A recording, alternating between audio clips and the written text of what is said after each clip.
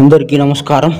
విద్య నేర్పిన గురుదేవుల పాద పద్మములకు శిరస్సు వంచి నమస్కరిస్తూ, నరకాగ్ని అంటే ఏంటిది, నరకం అంటే ఏంటిది, ఇవి ఎక్కడున్నాయి, నరక ప్రవేశం అంటే ఏంటిది, నరక అనుభవాలు ఏంటిదో దాని గురించి మనం కొంత మాట్లాడుకోవాలి.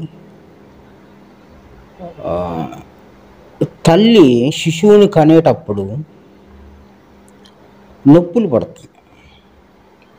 అంటే నొప్పులు వస్తున్నాయి అని అంటే శిశువు బయటకు వచ్చే సమయం వచ్చింది అని అర్థం. ఆ నొప్పులతో, ఆ బాధలతో, ఆ హింసతో అది భరిస్తూ శిశువుని కంటుంది. శిశువు రక్తము, నీరు తో తల్లి శరీరం నుంచి వేరైపోతాడు. వాడు పుట్టగానే ఏడుస్తాడు. ఏడవకపోతే వాడు చచ్చిపోయినట్లు లెక్క. అంటే ఏడుపు మొదలవుతుంది. వాడు ఏడుపుతోనే లోకానికి వస్తాడు. తల్లి నొప్పులతోనే శిశువుని కంటుంది. దేనికి సూచన ఇదంతా? ఈ సృష్టిలో ఈ విధానాన్ని సృష్టించి ఈ ఫార్మాట్ని, ఈ సిస్టమ్ని పెట్టింది ఎవరు? ఏం అర్థం చేసుకోవాలి మనం ఈ సృష్టిలో మన జీవితాన్ని అనేది మనం కొంత పరిశీలన చేయాల్సిందే. ఏడుస్తూ మనం ఈ లోకానికి వచ్చాం. ఏడవకపోతే ఆ శిశువుగా ఉన్నప్పుడే పాతి పెట్టేస్తారు. నేను బతికాను, నేను బతికే ఉన్నాను అని చెప్పడానికి వాడు ఏడవాల. వాడిని శుభ్రం చేస్తారు. వాడికి కావాల్సిన అవసరాలు తల్లి ద్వారా, తండ్రి ద్వారా లభిస్తుంది. మన పుట్టుకలోనే మనం ఊహించనంత నరకం ఉన్నది. తల్లికి ఉంది, పిల్లోడికి ఉంది. ఈ విధంగా మన జీవితాన్ని కొనసాగిస్తాం.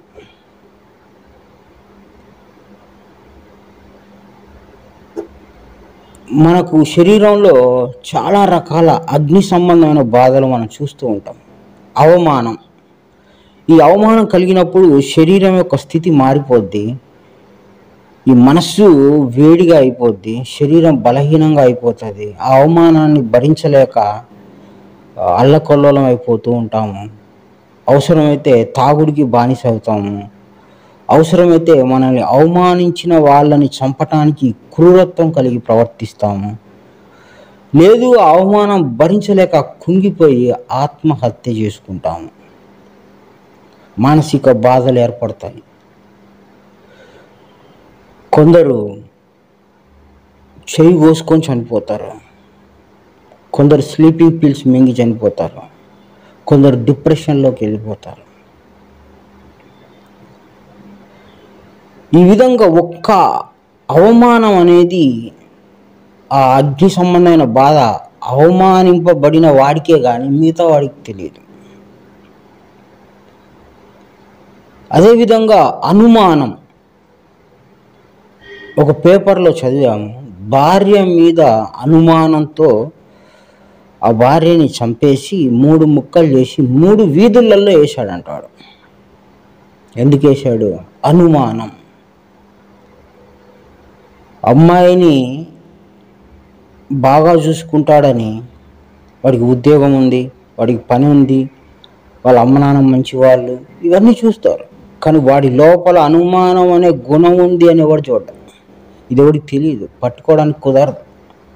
కానీ ఆ అనుమానం అనే అగ్ని సంబంధమైన బాధతో వాడు తన భార్యను చంపేశాడు.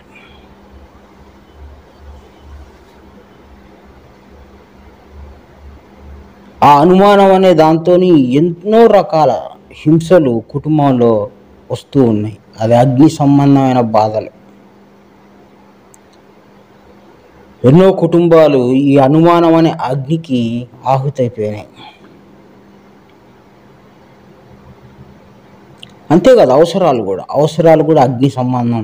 అవి తీరకపోతే మనం దేనికైనా తెగిస్తాం. డబ్బు అవసరత లేదు, డబ్బు కోసం ఏమైనా చేస్తారు, తెగిస్తారు, నీతి తప్పుతారు. ఆకలి కోసం ఏమైనా చేస్తారు. ఆకలి ఊరికే ఉండనియదు, అది ఎదుటివాడిని చంపి ఆహారాన్ని తీసుకునే స్థితికి తీసుకొని వెళ్తుంది.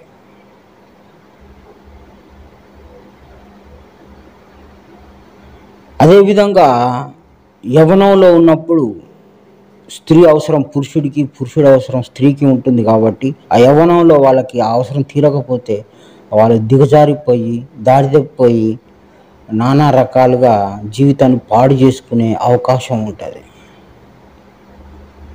డబ్బు సమయానికి దొరకకపోతే, కోరికలు సమయానికి తీరకపోతే, అవసరాలు అధిగమించి జీవితం చినిగిపోతున్నప్పుడు, చిందరవందర అయిపోతున్నప్పుడు నరకాగ్ని జ్వాలలు రేగుతూ ఉంటాయి. శరీరం మన స్థితిలో ఉండదు.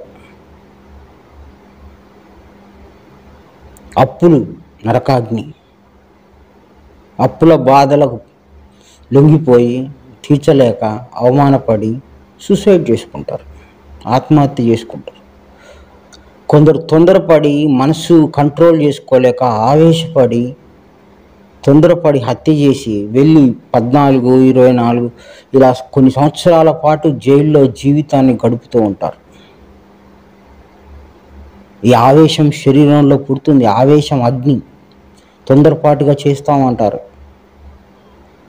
మొన్న ఒక ఇంటర్వ్యూలో ఆడవాళ్ళ ఖైదీలు వాళ్ళ దగ్గరికి వెళ్ళి ఒక టీవీ ఛానల్ యాంకర్ గారు వాళ్ళని ఇంటర్వ్యూ అడుగుతూ ఉంటే, పాపం ఒక ఆమె ఎప్పుడో వచ్చిందట యవ్వనంలో, కోపం వచ్చి ఎవరినో కొడితే ఆమె చచ్చిపోయింది. ఇక ముసలిది అయిపోయింది. నేను ఎంతకాలం బతుకుతానో నాకు తెలియదు, కొద్ది కాలమైనా బయట ప్రపంచంలో బతకాలని తన కోరిక. జైల్లో బందీగా ఉండి బయటికి వెళ్ళి అందరిలాగా బతకాలనే కోరిక.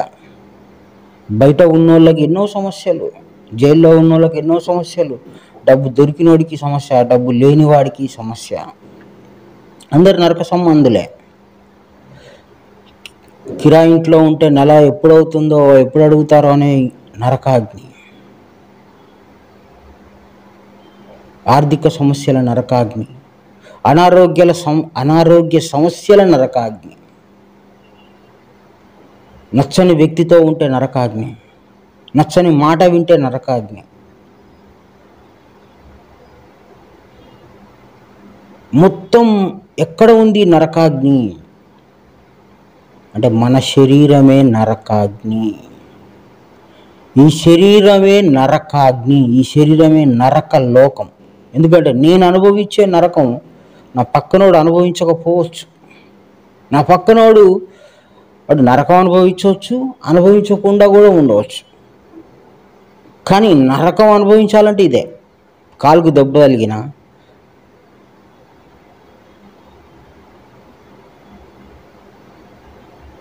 ఆరోగ్యం బాగాలేకపోయినా,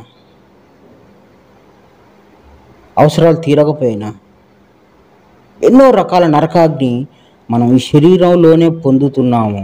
కనుక ఈ శరీరమే నరక లోకము. నరకం లోకం అంటే ఎక్కడో ఉంటుంది అనుకుంటే అది మూర్ఖత్వం, అది అజ్ఞానం, అది అసత్యము. శరీరమే నరక అగ్ని. ఇందులోనే మనం నరకాన్ని అనుభవిస్తున్నాం. శరీరం బయట నరకం లేదు. ఈ శరీరం ఉన్న చోటు ఏదైతే ఉందో మనం కదులుతూ ఉన్నాం, నరకంలో కదులుతూ ఉన్నాం.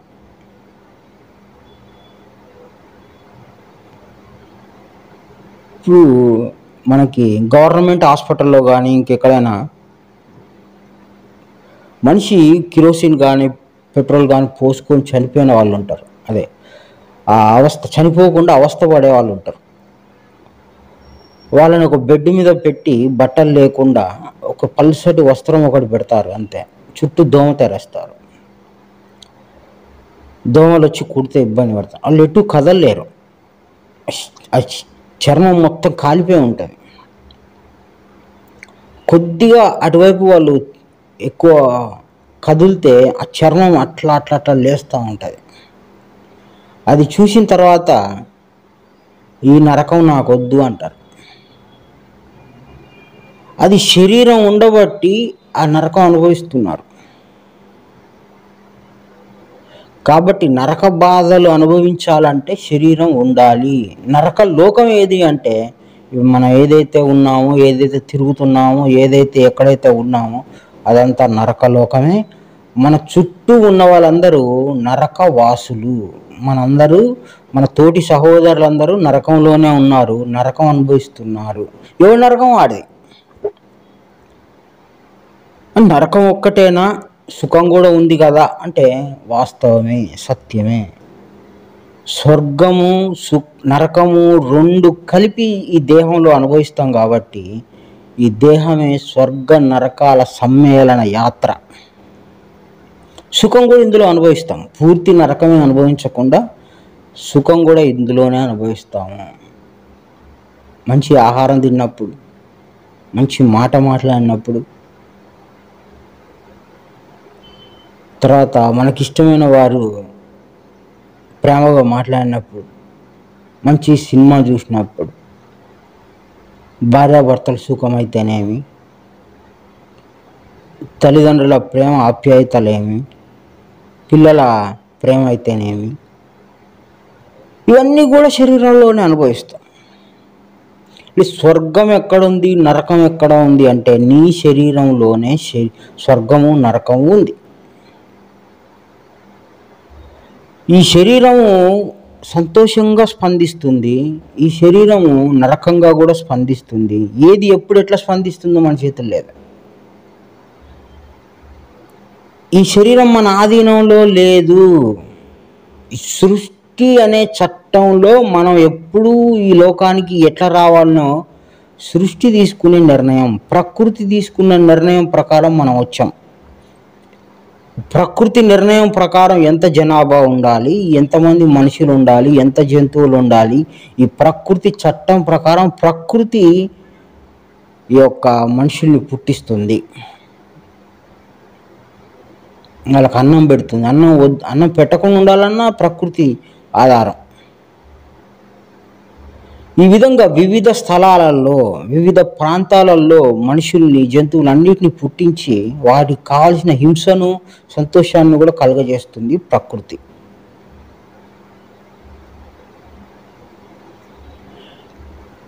ఈ ప్రకృతి మనది కాదు, ఈ శరీరం మనది కాదు. అయినా సరే మనం ఒక 100 గజాల జాగ కొనుక్కోవాలంటే ఈరోజు దానికి ఎంతో కష్టపడి దానికి ఎన్నో డబ్బులు పెట్టి కొనుక్కోవాల్సి వస్తుంది. నరకమే. మనది కాని భూమిని మనం కొంటున్నాం, దానికోసం కష్టపడుతున్నాం, ఇబ్బంది పడుతున్నాం, మోసాలు చేస్తున్నాం, ఎన్నో రకాల శిక్షలు అనుభవిస్తున్నాం. మనం కొనుక్కున్న చోట్లో కనీసం మనం చనిపోతే మన శరీరాన్ని ఆడబెట్టరు, తీసుకెళ్ళి దూరంగా ఎక్కడ పడేస్తారు, కాల్చేస్తారు, పూడ్చిపెడతారు. శరీర బాధ. శరీరం ఉన్నన్ని రోజులే ఈ శరీరంలో మనం ఉన్నాము, శరీరం మనది కాదు. ఈ శరీరంలో దోమలు కొడుతుంటాయి, నరకాగ్ని. చీమ కొడుతుంది, నరకాగ్ని. ఏదన్నా ఆహారం సరిపోకపోతే శరీరం అంతా అల్లకొల్లం అయిపోద్ది, నరకాగ్ని. ఆకలి అవుతుంటుంది, నరకాగ్ని.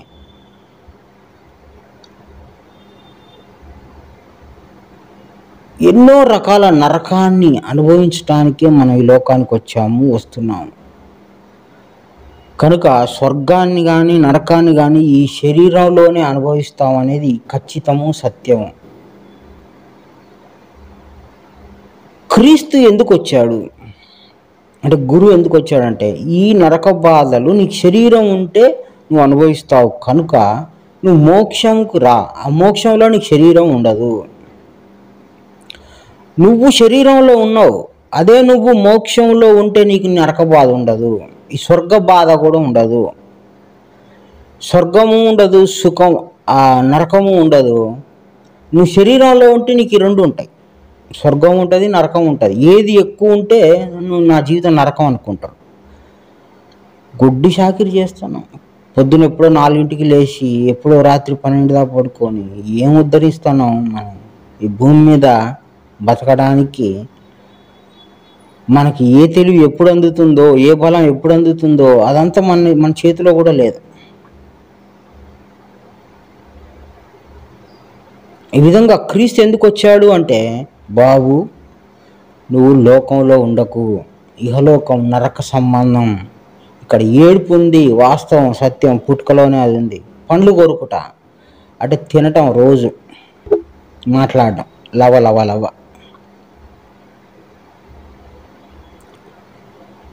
మనం చచ్చిపోయాక కూడా ఏడతారు.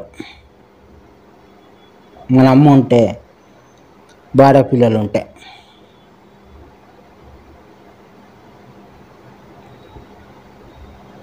ఈ నరక స్వర్గ సమ్మేళనమే ఈ శరీరం అనుకొని మనం ఖచ్చితంగా అర్థం చేసుకోగలిగితే ఇక్కడి నుంచి తప్పించుకోవటం ఎట్లా, ఈ శరీరం నుంచి మనం తప్పించుకోవటం ఎట్లా అనేటువంటి జ్ఞానాన్ని క్రీస్తు తీసుకొచ్చిన జ్ఞానంతో ఆధారం చేసుకుంటే కానీ ఈ శరీరంలో ఉన్న మనం తప్పించుకోలేము. లేదు చనిపోయాక తప్పించుకోవచ్చు కదా అంటారు. మనం ఇంతకుముందు గురువైన క్రీస్తు చెప్పిన మాట ఉంది. ఏమని? మొదటివాడు అనేకులు, కడపటివాడు మళ్ళీ మొదటివాడు అవ్వాలి. ఈ శరీరం వదిలేస్తే ఇంకో శరీరం తీసుకుంటావు. నువ్వు పుట్టినప్పుడు మొదటివాడివే, నువ్వు కడపటివాడి అవ్వాలి. అంటే నువ్వు పుట్టి 2వ రోజు, 3వ రోజు, 10వ సంవత్సరం, 20వ సంవత్సరం, 40వ సంవత్సరం, 50వ సంవత్సరం అవుతున్నావు కడపటి, చివరివాడు అవుతున్నావు. చివరివాడు అంటే చనిపోయే రోజు. చివరివాడు మళ్ళీ మొదటివాడు కావాలంటే ఆడు పుట్టాల్సిందే. ఇది జనన మరణ సిద్ధాంతము. పుట్టుక ఉంది, మళ్ళీ చావు ఉంది, మళ్ళీ పుట్టుక ఉంది. ఇంతకుముందు కూడా మనం మాట్లాడుకున్నాము. ఇది నమ్మకపోతే ఏది చావు పుట్టుకలు శరీరం మార్చుకోవడం, శరీరం మార్పు చెందటం అనేది సహజం. మా క్రైస్తవ మతంలో లేవండి అని అంటారు. క్రైస్తవ మతమే లేదు, మళ్ళీ మా మతంలో ఒక చావు పుట్టుకలు ఉన్నాయంటారు. ఆ మతమే అసలు డూప్లికేట్, అది లేదు, అది ఊహ అనుకున్నాం. అది ఊహకు పుట్టిందే కానీ దానికి ఒక షేప్ లేదు, దానికి ఒక విధానం లేదు. మతాల్లో రహస్యాలు ఉండవు, గ్రంథాల్లో ఉంటాయి. ఇప్పుడు మనం చెప్పింది బైబిల్ గ్రంథంలో మాటకు తీసుకున్నాం. మొదటివారు అనేకులు కడపటివారు, కడపటివారు అనేకులు మొదటివారు అవుతారని. ఇది మతంలో ఉండే మాట కాదు, ఇది గ్రంథంలో ఉండే మాట.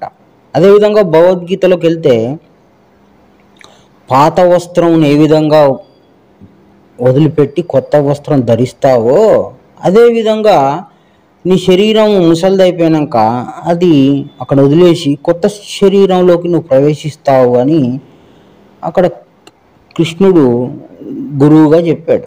అక్కడ ఏదైతే ఉందో క్రీస్తు కూడా అదే చెప్పాడు. మా మతంలో మేము మతమే అసలు పనికి మాలింది, మతమే సత్యం కాదు. గ్రంథం సత్యం, క్రీస్తు సత్యం. క్రీస్తు మాట వినండి కానీ మతాల మాట వినటం అనేది 100% తప్పు. గ్రంథం ఆధారంగా మాట్లాడాలి కానీ ఆ మతం అనేది మనుషులు పెట్టుకున్నది, అది ఊహకు పుట్టింది. అది పుట్టిందంటే ఏదో ఒకటి చచ్చిపోద్ది, దానికి ఫార్మాట్ లేదు, దానికి ఒక సిద్ధాంతం లేదు. అదేవిధంగా హిందువులు అంటే వాళ్ళు కూడా మతాన్ని పెట్టుకున్నారు. మతం అనేది మనం ఎంకరేజ్ చేయము, కానీ ఆ వర్గంలో ఉన్న వాళ్ళు గ్రంథాలు చదువుతారో చదవరో మనకు తెలియదు. కానీ కర్మ సిద్ధాంతం ఉంది అని, మళ్ళీ పుడతాము, మళ్ళీ చనిపోతాము, మనం చేసుకున్న పాపాలు ఇక్కడే అనుభవించాలని వాళ్ళ దగ్గర ఒక క్లారిటీ ఉంది.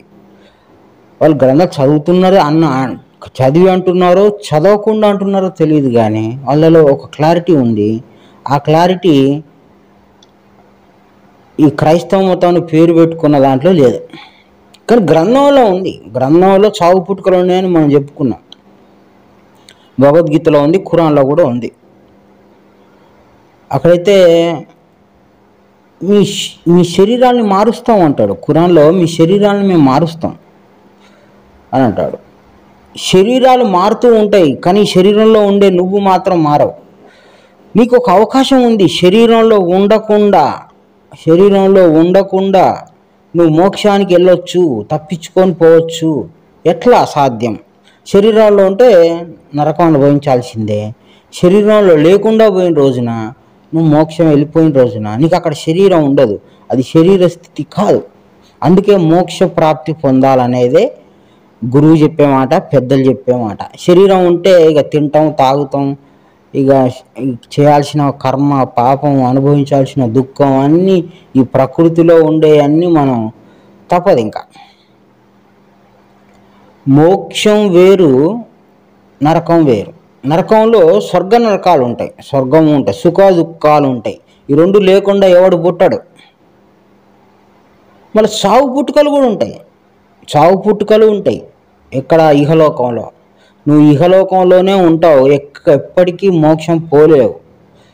నువ్వు మారుతూ ఉంటావు, శరీరాల్ని మార్చుకుంటూ ఉంటావు, కానీ మోక్షం పోవు. చచ్చిపోయినోడు సమాధిలోనే ఉంటాడు అని క్రైస్తవ మతంలో ఉంది అంటారు. మనం ఇంతకుముందే చెప్పుకున్నాం, మతం మాటలు వినొద్దు. మత పిచ్చి, మతమత్సరము, మతానికి సంబంధించిన విధానం ఎప్పుడు మాట్లాడకూడదు. సత్యము క్రీస్తు మాట తీసుకోవాలి. క్రీస్తు మాట ప్రకారం మోక్షం పోనివాడు భూమి మీదనే ఈ అనేక రకాల శరీరాల్లో వాడి అర్హతను బట్టి, వాడి కర్మను బట్టి, వాడు చేసుకున్న పాపాన్ని బట్టి వాడు ఆయా శరీరాలు పొందుతూ ఉంటాడు. ఒకడు జీవితాంతం వాడు తాగుతాడు, తింటాడు, వ్యభిచారం చేస్తాడు, విచ్చలవిడిగా తిరుగుతాడు, వాడికి నీతి లేదు, వాడికి మంచి గుణాలు లేవు, వాడికి ఒక దైవభక్తి లేదు. అట్లాంటి వాడు చచ్చిపోతే వాడు నీచమైన జన్మలోకి పోతాడు. వాడు ఎవడు ఊహించినంత నీచమైన జన్మలో వాడికి వెళ్ళిపోతాడు. వాడు చేసుకున్న లెక్కలు, కొలతలతో సహా వాడికి నిర్ణయించబడిన దాంట్లోకి వెళ్ళిపోతాడు. అదేవిధంగా మనకి ఈరోజు మన పక్కన అనేక మంది సుఖంగా బతుకుతున్నారంటే వాళ్ళు గత జన్మలో ఎంతో కొంత మంచి కర్మలు చేసుకొని ఉంటారు, మంచిగా బతుకుంటారు. వాళ్ళు మంచిగా, నీతిగా, దైవికంగా ఉండటం వలన ఆ రోజు వాళ్ళు సంపాదించుకుందేదో వాళ్ళు ఈరోజు ఇదే భూమి మీద సుఖంగా అనుభవిస్తున్నారు. గత జన్మలో చేసుకున్న పాపం ఏదైతే ఉందో ఈరోజు భూమి మీద అది నరకంగా అనుభవించేవారు ఉన్నారు. కుష్టివాడున్నాడు, కుంటివాడున్నాడు, గుడ్డివాడున్నాడు, లేనివాడున్నాడు, పాకివాడున్నాడు. అందరూ మనతోనే ఉన్నారు, మన పక్కనే ఉన్నారు. గొప్ప గొప్ప వాళ్ళు ఉన్నారు, మహాత్ములు ఉన్నారు, జ్ఞానులు ఉన్నారు, ధనవంతులు ఉన్నారు, నీతిమంతులు ఉన్నారు, బలవంతులు ఉన్నారు, బలహీనులు ఉన్నారు, రోగస్తులు ఉన్నారు, వ్యాధిగ్రస్తులు ఉన్నారు. అందరూ ఈ లోకంలో పడి తిరుగులాడుతూ ఉన్నాము. ఈ వ్యత్యాసాలు ఎందుకు వచ్చినాయ్యా అంటే చేసుకున్న పాప పుణ్యాల లెక్క ఫలితంగా మనకి వస్తున్నాం. అంటే ఈ జన్మ రిజల్ట్ ఏదైతే ఉందో గత జన్మలో చేసుకున్నది, ఈ జన్మలో చేసుకుంది ఈ జన్మలో ఎవడో అనుభవించాడు. ఈ జన్మలో సంపాదించుకునేది మళ్ళా జన్మలో అనుభవిస్తాడు. అందుకే మన నోటి నుండి దేవుడు అప్పుడప్పుడు అనిపిస్తాడు, ఎన్ని జన్మల పుణ్య ఫలమో నాకు ఈ జీవితం వచ్చింది అంటాడు. లేదా చేసుకున్న ఏ జన్మలో ఏ పాపం చేసినో నాకు ఈ బతుకొచ్చింది అంటారు. వాస్తవం, సత్యం, అది సత్యం, అది గ్రంథంలో ఉంది, అది గురుమాటగా ఉంది. నీ తల వెంట్రుకల లెక్కింపు అయి ఉంది అని క్రీస్తు చెప్పిన మాట ఉంది. ఆ తల వెంట్రుకల లెక్కింపుతోనే వచ్చావు. అదే కర్మ అంటే. భగవద్గీతలో కర్మ అన్నాడు, ఇక్కడ తల వెంట్రుకల లెక్కింపు అన్నాడు. మర్మంగా చెప్పాడు, గుప్తంగా చెప్పాడు.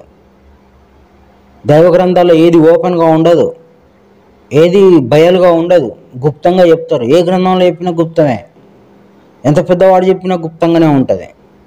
దైవ రహస్యాలు ఎప్పుడు ఓపెన్గా ఉండవు, గుప్తంగా ఉంటాయి, మర్మంగా ఉంటాయి. అర్థం చేసుకోవాలి, పరిశీలన చేసి చూసుకోవాలి. నువ్వు నీతిమంతుడుగా ఒకవేళ బతికితే ఎన్ని కష్టాలు వచ్చి ఓర్చుకున్నా నీకు నీతిమంతుడి జన్మ వస్తుంది, ఉత్తమ జన్మ వస్తుంది. ఇక్కడనే భూమి మీదనే ఉత్తమమైన తల్లిదండ్రులు పుడతారు, మళ్ళీ ఇక్కడనే పుడతావు. అంటే నువ్వు శరీరాలను మార్చుకుంటూ ఇక్కడే ఉంటావు, కానీ మోక్షానికి పోవు. మోక్షానికి పోవాలంటే గురుమాట ఆధారంగా ప్రత్యేకమైన నడక, ప్రత్యేకమైన ఆచరణ, ప్రత్యేకమైన భక్తి, ప్రత్యేకమైన విధానం అది తెలుసుకోవడానికి. నువ్వు భూమి మీదనే ఉంటా అంటే నీకు ఏ జ్ఞానం అక్కర్లేదు, శుభ్రంగా ఉండు. ఓ పంది కుక్క నక్క ఎట్లా ఉంటుందో అట్లా ఉండొచ్చు, హ్యాపీ. అంతే. శరీరాలు మారుతూ ఉంటాయి, నువ్వు తింటూ ఉంటావు, ఏడుస్తూ ఉంటావు, పళ్ళు కొరుకుతూ ఉంటావు. ఇక్కడే మోక్షానికి మార్గం కనుగొనాలి, మోక్షం మార్గం వైపు ప్రయాణించాలి. జీవితాన్ని, మన చూపుని, మన ధ్యాసని మోక్షం వైపు తిప్పుకొని ప్రయాణిస్తే అప్పుడు మోక్షం దొరుకుతుంది. మోక్షంలో శరీరం ఉండదు, మోక్షంలో నరకం ఉండదు, స్వర్గము ఉండదు. అది ప్రత్యేకమైన ఆనంద లోకము అంటారు దాన్ని. మనం పుట్టిందే మోక్షం పోవడానికి. ఇక్కడ ఉండి ఇక్కడే ఇల్లు కట్టుకొని ఇక్కడే గొప్పగా, ఇప్పుడే హుందాగా, ఇక్కడే నా కులం ఇది, నా గోత్రం ఇది, నా మతం ఇది, నేను చాలా బలవంతుణ్ణి, పిల్లల్ని కనాలి, సాకాలి, ఇవన్నీ మన సంబంధం లేదు, అది కర్మ సంబంధం. కనుక స్వర్గము నరకము ఈ శరీరమే. శరీరం నీకు ఇవ్వబడింది అంటే నువ్వు శరీరంలో ఉన్నావు, శరీరం వేరు, నువ్వు వేరు. శరీరం వదిలేసిపోతారు, చనిపోయాక అది శవమే అంటారు, నీ పేరు పెట్టి కూడా పిలవరు, బాడీ వాసన వస్తుంది అంటారు. చనిపోయిండు అంటారు, లేడు అందులో ఒకడు ఉన్నాడు, ఇప్పుడున్నాడు శరీరంలో, ఒకడు ఉండబట్టి శరీరం నడుస్తుంది, ఆడుతుంది. ఈ శరీరం లేకుండా వాడు పోతాడు, ఆ పోయే రోజు కూడా మనకు తెలుస్తుంది, ఇందులో ఒకడు ఉండేటవాడు ఇప్పుడు లేడు ఆడు అని. ఆ విధంగా మన శరీరంలో ఉంటాం. కుక్క శరీరంలో అయినా, పంది శరీరంలో అయినా వాళ్ళు చేసుకున్న కర్మల్ని బట్టి ఆయా జాతులలోకి వెళ్ళిపోతాం. ఊరికే రావు కుక్క జన్మ, ఊరికే రాదు పంది జన్మ. మనుషుల కంటే కుక్కలు కూడా హ్యాపీగా ఉన్నాయి. ఆ కోటీశ్వరుల ఇళ్ళల్లో కుక్కలు ఉన్నాయి, అవి ఇంకా సుఖంగా బతుకుతున్నాయి. ఏ జన్మ ఎక్కడ రావాలి, ఎవరితో ఉండాలి అనేది కర్మ నిర్ణయం, నువ్వు చేసుకున్న పాపపుణ్యాల లెక్క ఫలితమే. కనుక నరకాగ్ని ఎక్కడుందంటే శరీరమే నరకాగ్ని, శరీరమే స్వర్గం.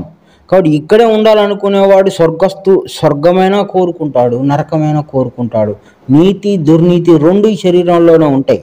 నీతిమంతుడైనా ఈ నరకంలోనే ఉండాలా, నరకవాసుడు అంటే శిక్ష అనుభవించేవాడైనా ఇందులోనే ఉండాలా. మన నీతిమంతుడు మన పక్కనే ఉన్నాడు, ఈ నరకంలోనే తిరుగుతున్నాడు, నరకం అనుభవించాడు కూడా ఈయనే తిరుగుతాడు. కొన్ని వీధులు ఉంటాయి, కొన్ని వాడలు ఉంటాయి, అదంతా మురికి వాడలుగా ఉంటాయి, దరిద్రులుగా ఉంటారు. అది పోతే నరకం లెక్కనే ఉంటుంది. ఆ వాడలు కానీ, ఆ మనుషులు కానీ, ఆ మాటలు కానీ, వాళ్ళ ప్రవర్తన కానీ, వాళ్ళు అన్ని రకాలుగా వాళ్ళు నరకవాసులు వీళ్ళు అనిపిస్తుంది మనకి. అదేవిధంగా కొన్ని స్వర్గంలో ఉన్న వాళ్ళ ఇల్లులు ఉంటాయి, మంచి మంచి ఇల్లులు, మంచి మంచి డిజైన్తో ఉంటారు. వాళ్ళు కూడా కార్లలో తిరుగుతారు, చాలా వండర్ఫుల్గా ఉంటారు. సపరేట్ దేవుడు చేసి విడదీసి ఇక్కడనే స్వర్గం అనుభవించేటట్టు, ఇక్కడే నరకం అనుభవించేటట్టు చేసి పెడుతున్నాడు. వాక్యం ఆధారంగా చూస్తే అందరు కనపడతారు మనకి. ఓహో, వీడు ఈ స్థాయిలో పుణ్యం అనుభవిస్తాడు, వీడు ఈ స్థాయిలో నరకం అనుభవిస్తాడు, వీడు ఈ కర్మ అనుభవిస్తాడు అని తెలుస్తుంది మనకి. స్వర్గ నరకాలని భూమి మీద అనుభవిస్తున్నాము, కానీ మోక్షం ఇక్కడ కాదు. నువ్వు శరీరంతో ఉంటే నువ్వు మోక్షంలో లేనట్టే.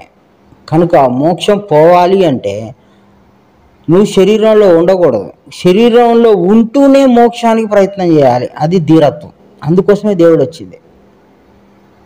భూమి మీద ఉంటే ఇది తప్పు.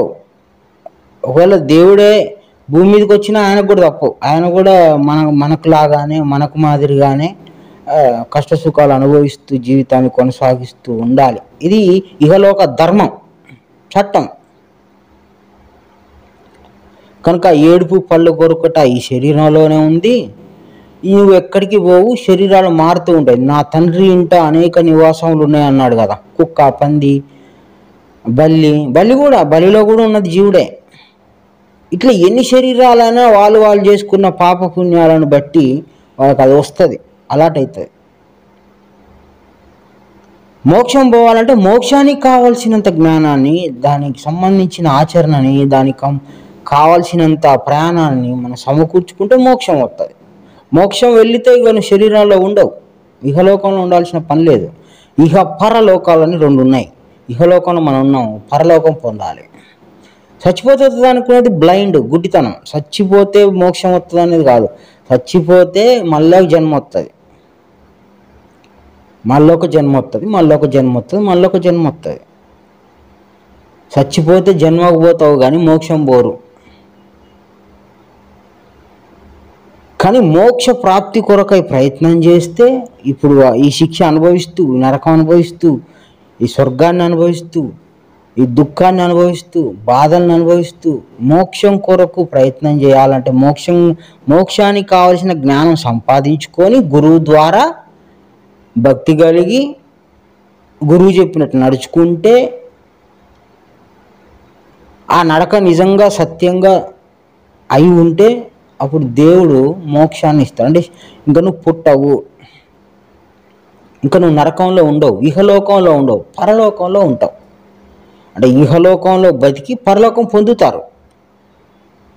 ఇది ప్రయత్నం చేసి భక్తిగా నడుచుకొని మోక్షం పొందాలి. లేదు నేను ఇక్కడే ఉంటా, నాకు ఇక్కడనే బాగుంది, ఏడుపు పళ్ళు కొరుకుట చాలా బాగుంది, నాకు ఇక్కడనే ఉండాలని ఉంది నాకు అని అంటే నువ్వు చేయాల్సిన పని ఏమి లేదు. నువ్వు ఇహలోకంలో ఉండాలి, చేయాల్సిన పని ఏమి లేదు. దేవుడి జ్ఞానం తెలుసుకోకుండా ఉంటే సరిపోతుంది. దేవుడి జ్ఞానం నీకు తెలియలేదు అనుకో, నువ్వు ఇక్కడనే ఉంటావు, ఎటు పోవు. దేవుడి జ్ఞానం తెలవనంత వరకు ఇక్కడే ఉంటారు. దేవుడి జ్ఞానం తెలుసుకొని ఆచరిస్తే మోక్షం పోతారు. ఆ మోక్షం పోయే వాళ్ళు ఏ 1,00,000 మందిలో ఒకడు ఉంటాడు. ఆ 1,00,000 మందిలో వాడు ప్రయత్నం చేసి వాడు మోక్షం పొందుతాడు. మోక్షం పోవాలనుకుంటే. మామూలుగా మోక్ష ప్రయత్నం లేని వాడికి ఈ లోకంలో పుడితేనేమో నీతిమంతుడన్నా పుడతాడు, నరకాగ్ని రెండు మిక్స్డ్గా అన్నా ఉంటుంది లైఫ్. అందుకోసమని మనము జ్ఞానం దగ్గరికి ఎందుకు వచ్చామంటే మోక్ష ప్రాప్తి కొరకు. ఈ మోక్షాన్ని పొందాలి, పరము పొందాలి. పరము అంటే ఇహము వేరు, పరం వేరు.